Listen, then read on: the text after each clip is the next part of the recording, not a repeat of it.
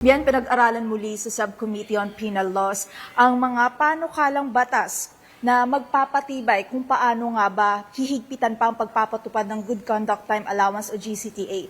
Kabilang na nga riyan ang posibleng pag-disqualify sa mga bilanggo na hindi sumusunod o lumalabag sa alituntunin ng kanilang sentensya.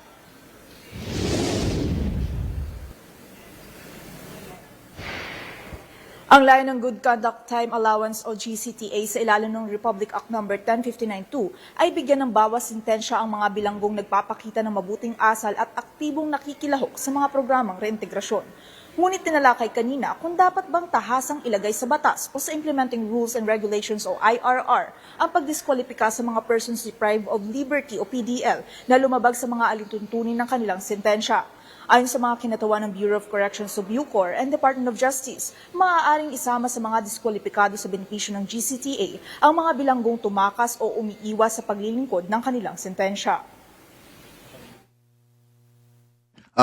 We are suggesting that the inclusion of disqualification from the benefits of GCTA if a person who evades sentence, he should be disqualified from the benefit. And if the convict during the service of sentence evades the escape from the penitentiary, then that will be defeat the purpose. So it is only proper that a convict who evades shall be disqualified from availing the the benefits of the GCTA.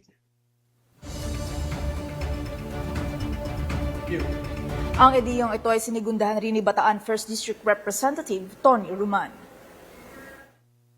Yeah, because the GCTA you're saying is for good conduct, and by escaping, that's bad conduct, and therefore they forfeit the benefits of GCTA. Layunin ng komite na matiyak ng benepisyo ng GCTA ay mapupunta lamang sa mga kwalipikadong PDL na tunay na nagpapakita ng mabuting asal at pagsunod sa batas. Biyan bukod sa GCTA ay ilang panukalang batas na layong magrebisa at magmodernisa ng Revised Penal Code at iba pang penal laws ang tinalakay sa nagpapatuloy na pagdinig ng Subcommittee on Penal Laws ngayong araw.